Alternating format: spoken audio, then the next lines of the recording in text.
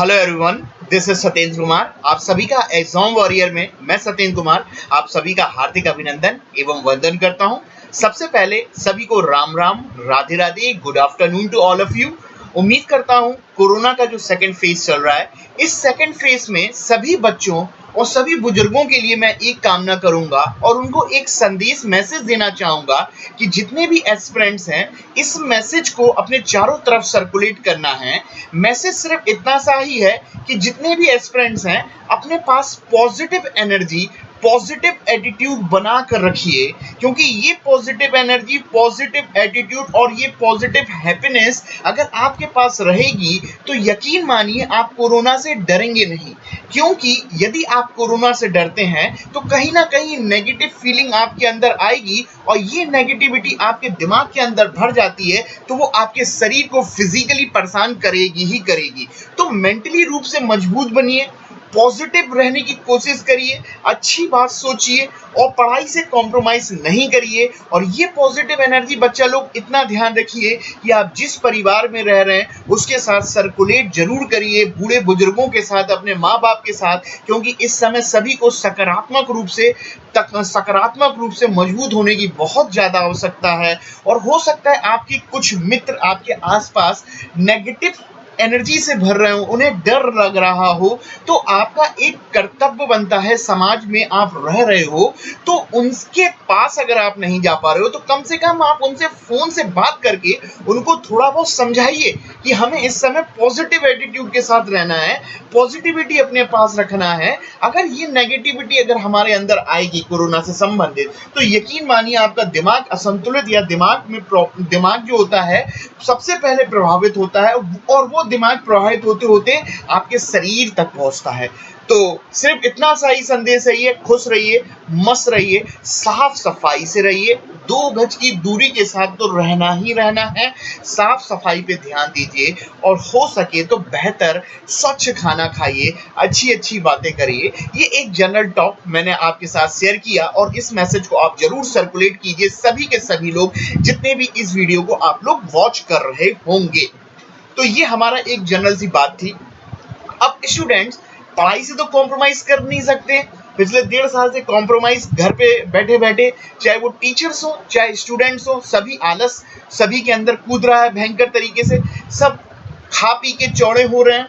मैं अपनी भी बात बता रहा हूँ, क्यों? क्योंकि सब लोग घर पर बैठे हुए हैं, सबका काम धंधा पर बेकार हो चुका है। और स्पेशली अगर आप देखेंगे, अगर आप स्टूडेंट्स हैं तो टीचिंग इंडस्ट्री जो है, कोचिंग इंडस्ट्री है, उसके ताले तो सबसे पहले कोरोना में जड़े गए थे और आज भी हैं।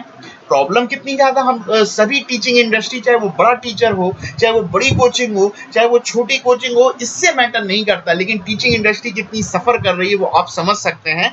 तो इस ऐसे माहौल में टीचर्स ने पढ़ाना नहीं छोड़ा।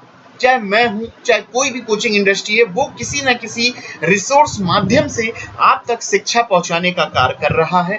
तो कहीं ना कहीं स्टूडेंट्स आपका भी एक दायित्व बनता है कि आप मुझसे पढ़ रहे हो या कहीं भी पढ़ रहे हो तो अपने टीचर से कनेक्ट होके चलिए, क्योंकि इस समय गुरु शिष्य की जो प्राचीन काल में जो एक निकट रिलेशन चलता था ना, उसकी बहुत ज्यादा जरूरत है। क्योंकि टीचर कहीं ना कहीं आपको शिक्षा दे रहा है और आप घर पर मौजूद हो, आपको शिक्षा प्रोवाइड की जा रही है, तो कहीं ना कहीं आपका भी दायित्व बनता है, जिस टीचर से पढ़ रहे हो उसको वीडियो को लाइक जरूर करिए, शेयर करिए, चैनल को उनके सब्सक्राइब करिए और शेयर तो करते ही रहिए और हो सके तो मस्त रहिए। ये इतनी सी अब बात कर दी। अब हम लोग मुद्दे पर आते हैं। जैसा कि 6 वीडियो मैंने एमसीक्यू पुराने क्वेश्चंस के माध्यम से, चाहे आप यूपीपीसीएस, आरओएआरओ, यूपीएसआई, एसएससी, सीजीएल, जितने भी गवर्नमेंट के एग्जाम होते हैं, all government exam one solution के नाम से मैं अपनी यूट्यूब पे वीडियो बना रहा हूँ।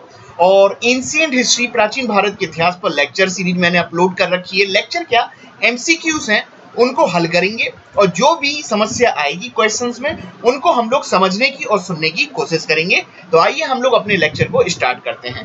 पहला क्वेश्चन आप स्क्रीन पर देख रहे होंगे, कौन बने करोड़पति का पहला क्वेश्चन है और उम्मीद करता हूं आप लोग जल्दी से आंसर देंगे। पहला क्वेश्चन है, what was the time period of Indus civilisation या हड़प्पन सिविलाइजेशन।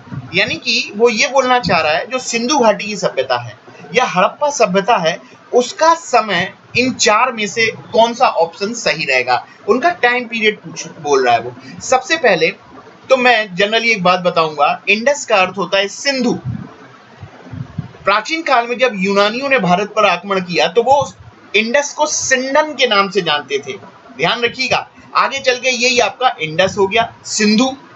तो सिंधु घाटी की सभ्यता में दो नगर तो कुछ ज्यादा ही फेमस है, आपने सुना होगा। पहला हड़प्पा और दूसरा मोहनजोदारो, आपने जरूर सुने होंगे।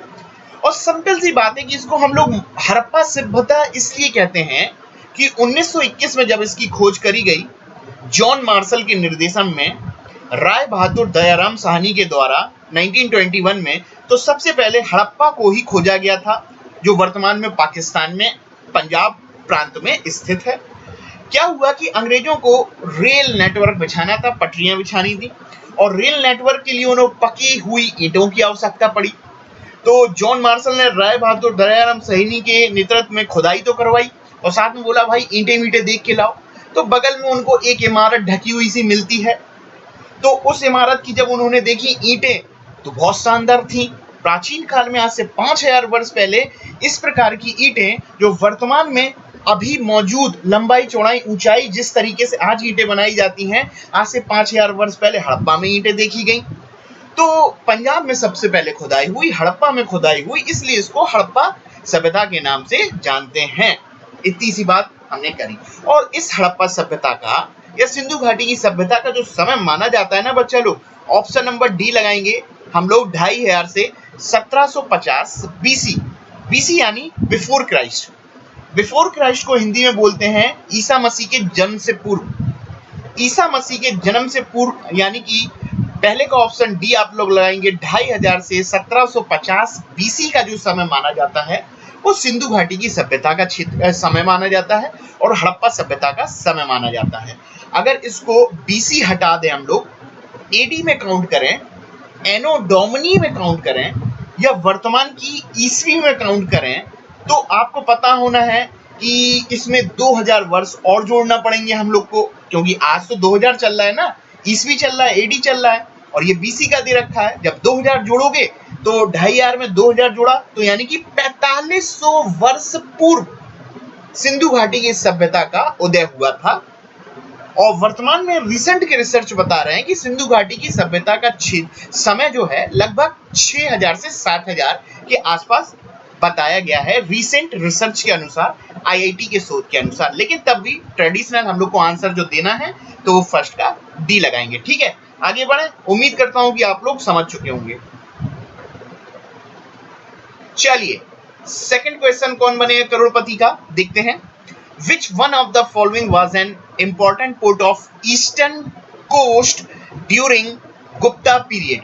यानी कि पोर्ट का अर्थ होता है बंदरगाह, ऑफ ईस्टर्न यानी कि पूर्वी, जो गुप्त पीरियड हुआ करता था, गुप्त काल आपने सुना होगा, तो उस गुप्त काल में एक इंपॉर्टेंट बंदरगाह होता था भारत के पूर्वी तट पर।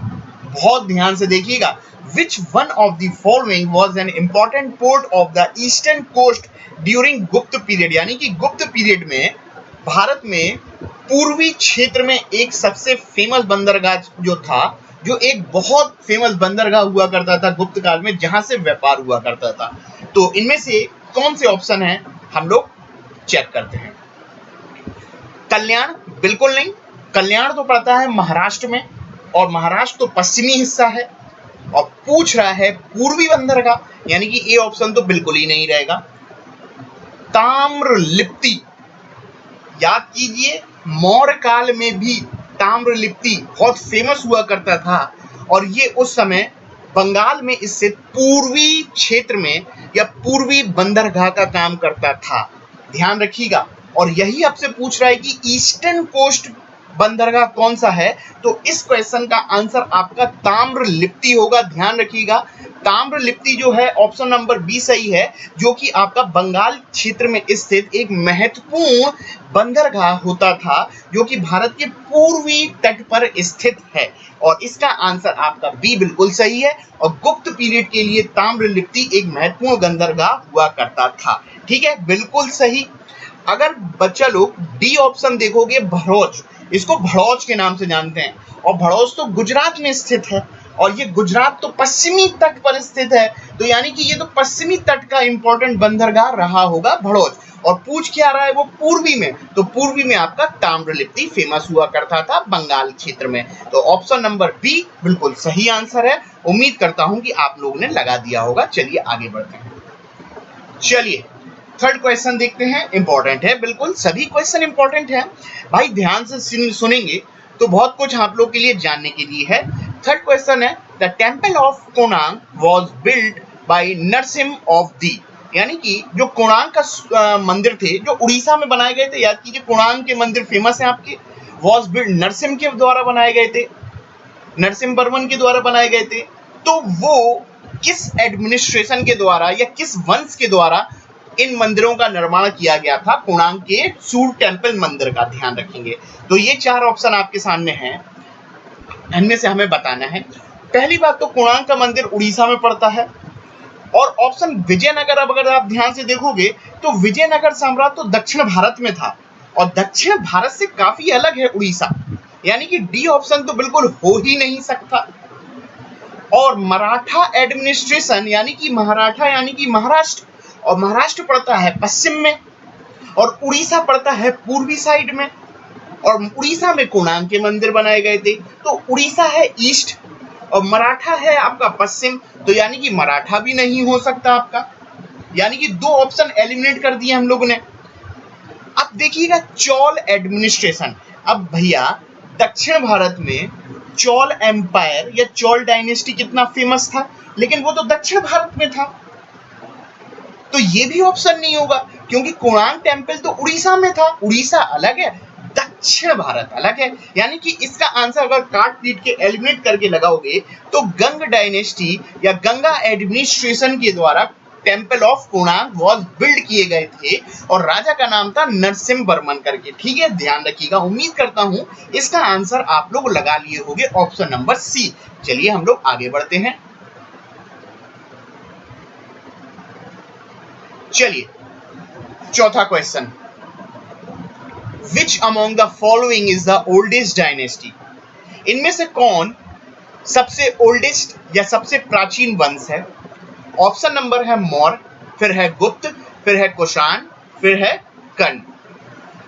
मौर्य, गुप्त, कुषाण और कर्ण, इनमें से सबसे प्राचीन पूछा है। बहुत ध्यान से देखिएगा, हमें पता है महाजनपदों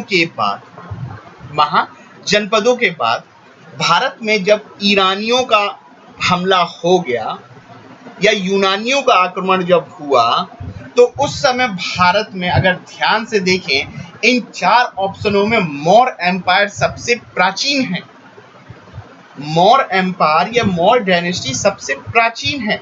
और हमें पता है मौर्य वंश का अंतिम राजा बृहद्रथ की हत्या उसके मंत्री पुष्यभूति ने की थी, जो कि एक ब्राह्मण वंश का था, और उसने पुष्यभूति वंश की स्थापना करी। और पुष्यभूति वन के बाद आपका कर्ण वंश आया था, और इन कर्ण वंश के बाद या यूनानियों के बाद इंडो ग्रीक कुषाण के बाद हम लोग को देखने को मिलता है गुप्त डायनेस्टी, यानी कि गुप्त भी काफी बाद में आए, और कुषाण भी बाद में आए, और कर्ण भी बाद में आए। तो इन सभी में सबसे प्राचीन आपका मौर्य डायनेस्टी है। आप लोग ऑप्शन लगा लीजिएगा ए, और इसको अरेंज करने के लिए भी आए ना, तो ध्यान से देखिएगा, बहुत इंपॉर्टेंट हो सकता है, अरेंज करने को भी बोल सकता है, तो ध्यान रखिएगा। इसको प्राचीन से आगे बढ़ते हुए क्रम में भी लगाने को बोल सकता है। हिस्ट्री को ध्यान से पढ़िए, बेहतरीन क्वेश्चन बनाए जा सकते हैं। जल्दी हम लोग गुप्तों से संबंधित भी जानकारी प्राप्त करेंगे। चलिए ऑप्शन लगा लिया होगा, उम्मीद करता हूं। ये सारे कुषाण तो फेमस ही थे आपके भारत में, सिक्के चलाए थे इन्होंने, सोने के सिक्के। चलिए सबसे पहले सोने के सिक्के चलाने के लिए आता नाम याद आता है कुषाणों का। अब नेक्स्ट आता है आर्यभट्ट। पांचवा क्वेश्चन देखिएगा, Aryabhata believe to have been born in 5th century AD. Aryabhata का जन्म जो कि 5वीं सेंचुरी में हुआ था, was a most renowned scholar, एक बहुत ही फेमस बंदा हुआ आपका आर्यभट्ट। प्राचीन भारत के इतिहास में देखिएगा, यूरोप के लोग सूर्य ग्रहण, चंद्र ग्रहण, पृथ्वी सेंटर में है या सूर्य सेंटर में है, कोपरनिकस की थ्योरी, अरे ये सब तो बहुत बाद में बता पाए लोग कि बिग बैंग थ्योरी क्या होती है, कि सेंटर में आपका सन है और चारों ओर घिरे उसकी परिक्रमा कर रहे हैं। ये तो मिडाइवल 1500 ईस्वी में यूरोप के लोग बता पाए थे टेक्नोलॉजी के बारे में, जबकि भारत में तो प्राचीन काल में, गुप्त काल में ही ये सब कुछ बता दिया गया था कि भाई सूर्य ग्रहण क्या होता है, चंद्र ग्रहण क्या होता है, जीरो की खोज किसने करी, पाई की खोज किसने करी, दशमलव कहाँ से आया, भारत का शेक्सपियर कौन है, भारत की इमारतें कैसी थी, ये सारे के सारी जानकारी हम लोग को गुप्त काल में देखने को मिलती है। और गुप्त काल को भारत का स्वर्ण युग बोला जाता है। स्वर्ण युग गुप्त काल को इसलिए नहीं कि यहाँ पर सोने के सिक्के थे, हाँ ये कह सकते हैं कि सोने के सिक्के चलते थे, लेकिन गोल्डन पीरियड बोलने का तात्पर्य ये था कि इनके दरबार में या गुप्त काल के दरबार में अकबर की दरबार की तरह 9 दिग्गज रहा करते थे, जो पर्टिकुलर किसी न किसी फील्ड में दिग्गज हुआ करते थे, चाहे वो साहित्य के मामले में हो, चाहे वो टेक्नोलॉजी के मामले में हो, चाहे वो साइंस के मामले में हो, चाहे वो मैथ्स के मामले में हो, चाहे वो वास्तुकार के मामले में हो, ऐसे ऐसे दिग्गज इनके दरबार में रहते थे। इसलिए गुप्त काल को हम लोग स्वर्ण युग के नाम से जानते हैं। उसी स्वर्ण युग में, गुप्त काल में 9 लोग दरबार में रहते थे, उनमें आर्यभट्ट जैसे लोगों का भी नाम 9 मुख में नहीं, लेकिन आर्यभट्ट का नाम आता है गुप्त काल में, देखने को मिलता है कि एक स्कॉलर था। और आर्यभट्ट जो था ना, वो सूर्य ग्रहण, चंद्र ग्रहण, ज्योतिष क्या होती है, मैथ्स क्या होती है, पाई क्या होता है, चंद्र ग्रहण क्या होता है, मैथ्स, इन सब चीजों की जानकारी उन्होंने अपनी पुस्तक सूर्य सिद्धांत जैसी पुस्तकों में दी थी। ना कि वो बायोलॉजी से जुड़े हुए थे, ना ही वो मेडिसिन से जुड़े हुए थे, ना ही वो साइकोलॉजी से जुड़े हुए थे, वो तो एस्ट्रोनॉमी थी। एस्ट्रोनॉमी का होता है खगोल शास्त्र, जिनको ग्रह, तारों, नक्षत्र, सूर्य ग्रहण, चंद्र ग्रहण, गणित जैसी चीजों में इंटरेस्ट रहा करता था, और साथ में ज्योतिषी ज्ञान, ये ज्योतिषी ज्ञान ही तो होता है एस्ट्रोनॉमी, उसी से, और खगोल शास्त्र यानी कि आपका ग्रहों का अध्ययन। आर्यभट्ट ने उसकी स्टडी करी। आपका 5वें का आंसर है ए। बिल्कुल उम्मीद करता हूं आपने लगा लिया होगा। अब हम लोग आगे बढ़ते हैं। इंपॉर्टेंट है 6ठा क्वेश्चन, ध्यान से सुनेंगे। The iron pillar at Mehrauli, बहुत फेमस है भाई, iron pillar at Mehrauli in Delhi is believe to record the achievement of, जो दिल्ली में मेहरौली नाम की एक जगह है, वहां पे आयरन पिलर है, वो रिकॉर्ड या किसकी अचीवमेंट या उपलब्धि के बारे में जानकारी देता है। पहले तो मैं आपको बता दूं, आपने कुतुब मीनार देखी होगी, जो कि कुतुबुद्दीन ऐबक ने बनवाई थी मोहम्मद गौरी के आदेश पर। लेकिन कुतुबुद्दीन ऐबक पहली स्टेज बना पाया था, उसको कंप्लीट कराया था इल्तुतमिश ने कराया था, और उसको और ज्यादा बड़ा किया था खिलजियों ने, और बाद में सिकंदर लोदी वंश के द्वारा उसमें सुधार किया गया था। तो एक जनरली बात है, ये हम लोग जरूर डिस्कस करेंगे। तो इसी परिसर में कुतुब मीनार जहां पर है, उस परिसर में आपको, उसी मेहरौली जगह में ही कुतुब मीनार है, तो उसी परिसर में आपको आयरन पिलर भी देखने को मिलेगा। भाई 2000 साल हो चुके हैं, लेकिन ये पिलर आज भी आयरन का बना है, बिल्कुल मजबूत टिका हुआ है। और ये पिलर बच्चा लोग बनवाया गया था किसके द्वारा, वो दिल्ली की बोल रहा ना, तो ये बनवाया गया था आपका चंद्रगुप्त टू के द्वारा।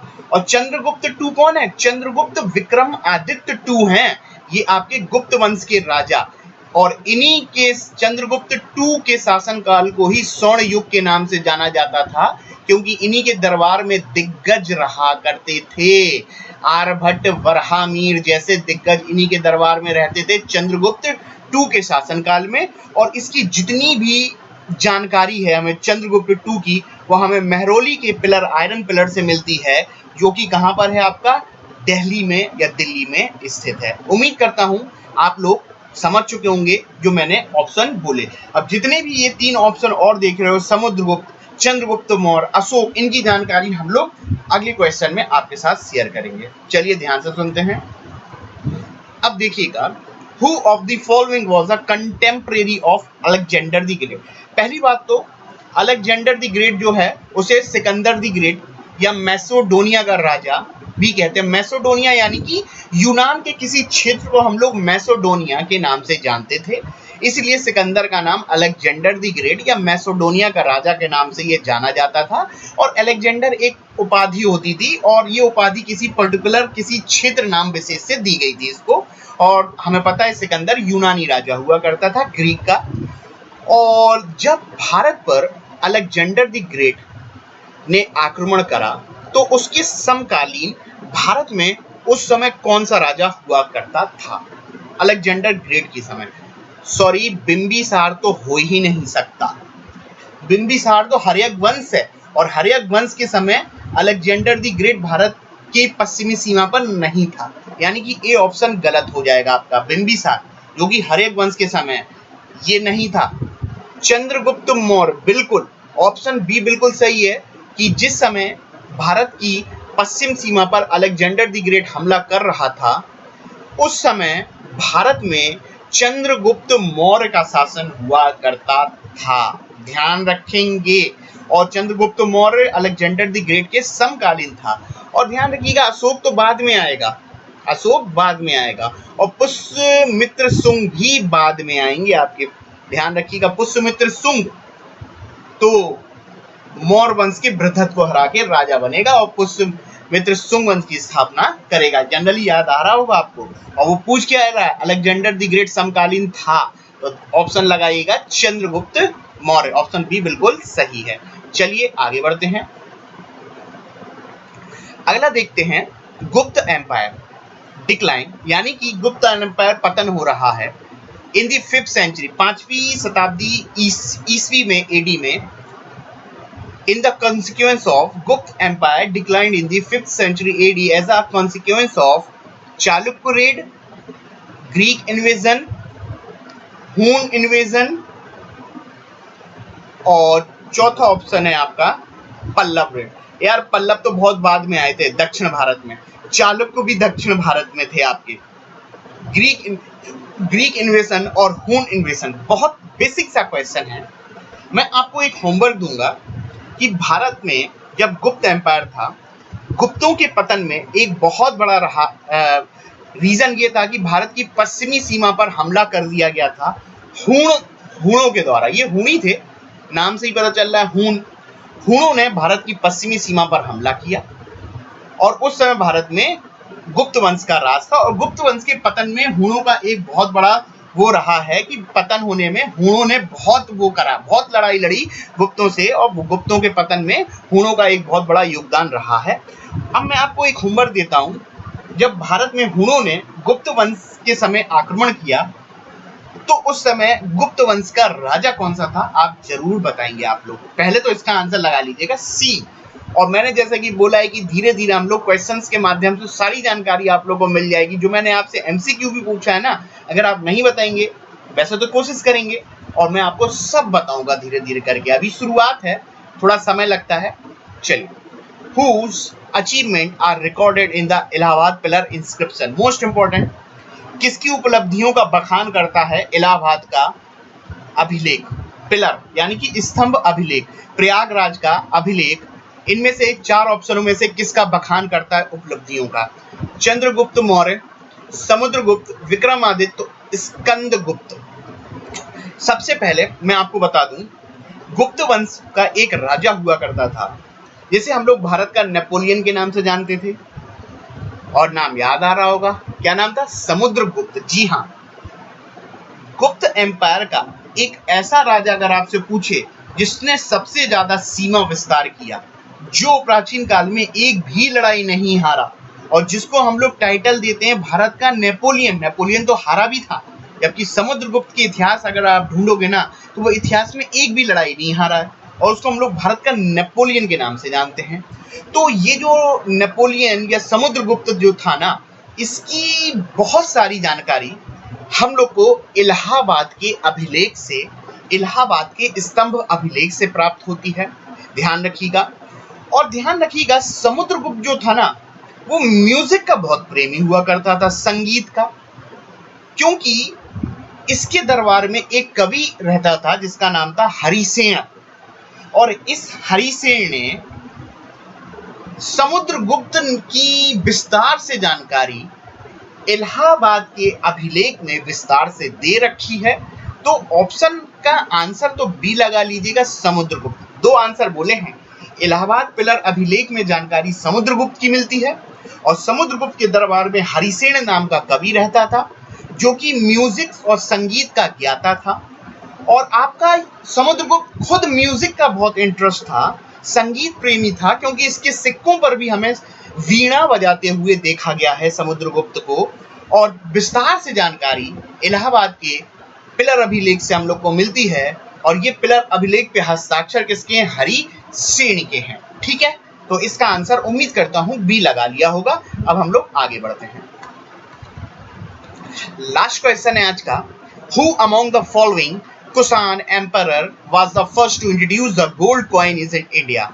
यानी कि भारत में सबसे पहले गोल्ड कॉइन इंट्रोड्यूस करने वाला कुषाण साम्राज्य जो था उसका राजा कौन हुआ करता था? Who among the following Kushan emperor was the first to introduce the gold coins in India? देखिएगा, पहली बात मैं आपसे बोल दूं, मौर्य वंश के पतन के बाद जब भारत ने पश्चिमी सीमा पर ध्यान नहीं दिया, उत्तर पश्चिम सीमा पर, तो उस समय मौर्यों के बाद छोटे छोटे राजा आए, लेकिन बड़ा एक अखंड भारत पर राज करने वाला राजा नहीं आया।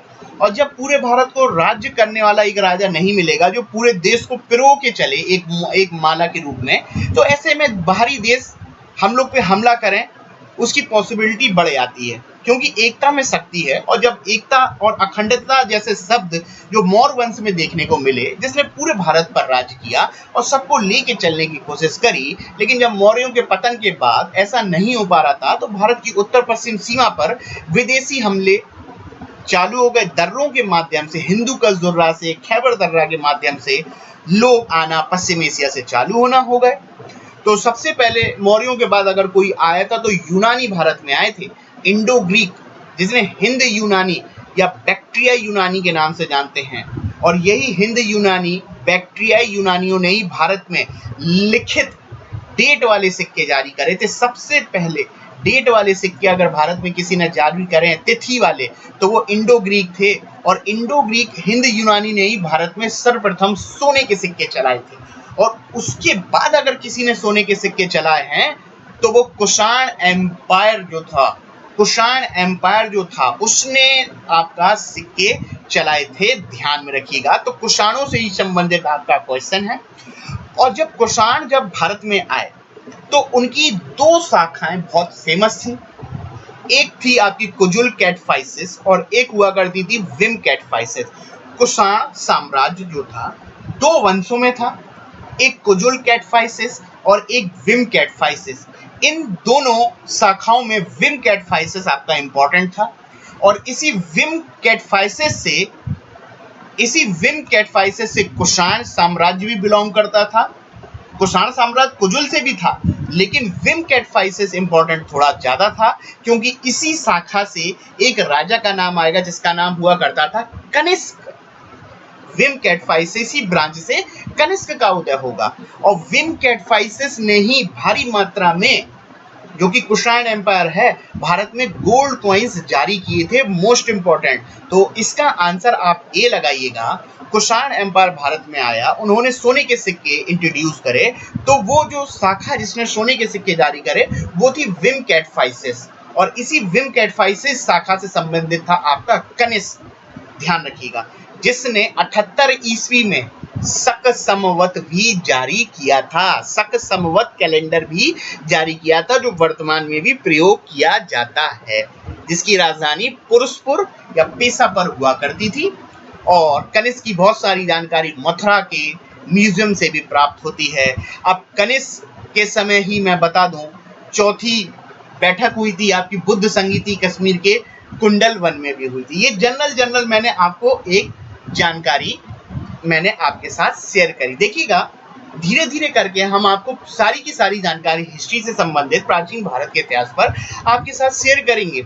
अभी देखिए लॉकडाउन लग चुका है तो हम लोग घर पर हैं और अभी रिसोर्सेज की प्रॉब्लम हो रही है, पीपीटी बनाना पड़ती है, काफ़ी वो पड़ जाता है, मेहनत पड़ जाता है और हम लोग ये कर रहे हैं और मैं करूँगा आप लोगों के साथ। लेकिन विश्वास बना के चलिए कि आप लोगों का मैं प्राचीन भारत, मध्यकालीन भारत और आधुनिक भारत आपका कंप्लीट कराऊंगा। एमसीक्यू ही नहीं, यूनिट वाइज आपकी थ्योरीज भी कंप्लीट कराऊंगा।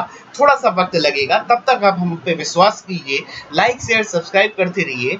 और हिस्ट्री के साथ पॉलिटी, करंट अफेयर, निबंध, और अगर आप टीचिंग एग्जाम की तैयारी कर रहे हैं तो टीचिंग एग्जाम के लिए बाल मनोवैज्ञानिक, चाइल्ड साइकोलॉजी और पर्यावरण अध्ययन, ईवीएस पेडागोजी पर मैं अपने लेक्चर जल्दी अपलोड कर रहा हूँ और कुछ वीडियो मैंने अपलोड करे भी हैं यूट्यूब चैनल पर, तो एक बार प्लीज़ विजिट कीजिए और एक बार वॉच करिए।